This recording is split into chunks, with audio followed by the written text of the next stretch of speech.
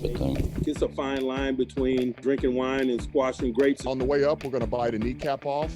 When it's grim, be the Grim Reaper. Are you watering and are you fertilizing every day? So when it's time to pop, it'll pop. I feel like a mermaid and everybody else like dogs. You gotta see if they can swim. I'm gonna take them on the island. We need volunteers, not hostages. You're arguing with your girl and she says, I'm sorry. Like, all right, let's watch a movie now. We're good. You know,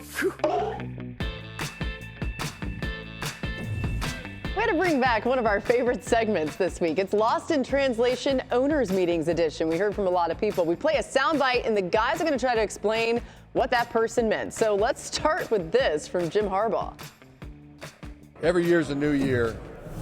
I mean, it's almost like I have this vision in my head, like some of those Survivor programs, you know, like Survivor Island type of programs. I mean, there's like 32 teams, and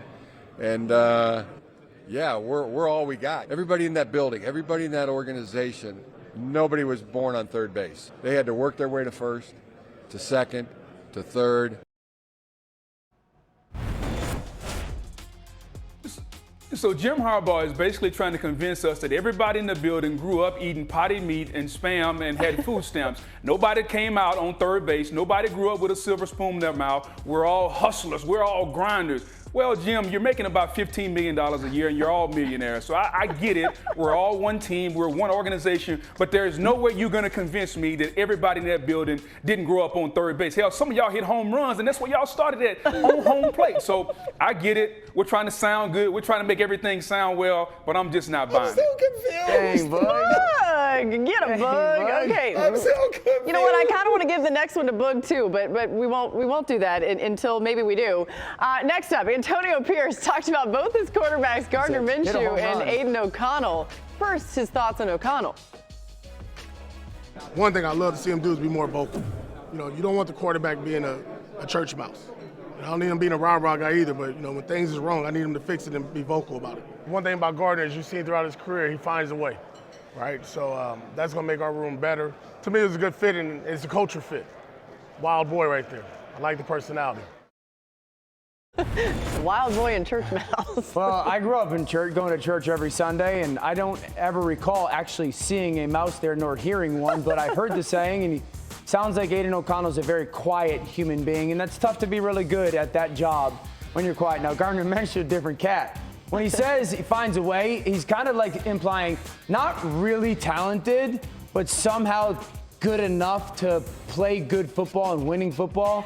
And when he says, wild boy, if you've ever spent 30 seconds talking to Gardner Minshew, it's 30 seconds of the best time of your life, because you walk away going, I've never met anybody on planet Earth just like you. Yeah, that's really wild for you. You know what? We should have given that to Boog. Sorry, Dan. Finally, we couldn't do this segment without hearing from Mike Tomlin, who gave us this quote. I pride myself in creating discomfort for myself and others. I'm fundamentally against comfort. RC, he was your coach. Help us out here. well, first off, what he's saying is he doesn't like it easy. Right? The road to Kappa land is long, rough, and rugged. And this is the Kappa man, like me and Boog. And so when you think about Coach Tomlin, he was one of those people that wasn't born on third base, that had to earn it the hard way, that wrote letters to John Lynch, wrote letters to Rondé Barber as a rookie coach in the Tampa Bay Buccaneers and told them, you're going to be better. And what he said is, I want it to be ugly. I want it to be difficult. That way, when we get to game day, when game day gets a little hard, when we face a little bit of adversity, we're not going to have these millionaires thinking that they're entitled to have it easy. Listen, I love Mike T, and I love the way that he approaches every day making you earn it. I'm not a cap. Am I qualified? Oh, goodness. I'm scared. Do I qualify to be Kappa? Yeah, no, not at all. We have white Kappas now. We have white Kappas now. He just don't dress well enough. If he dressed differently, he could be a Kappa. Hey, I have an idea. How about we do something where RC and Boog get to pick out an outfit for Dan and dress him and like get him. Can I do it for Super Bowl? It would be the best he's ever looked in his life. I'll pay for it. Okay, yes. This is happening. Done. Still to come on NFL. Oh, wait. And then Dan gets to dress you, RC. Not paying for it. Nope, not happening. Retired. I'm kidding. No longer Still doing to come TV. on NFL Live.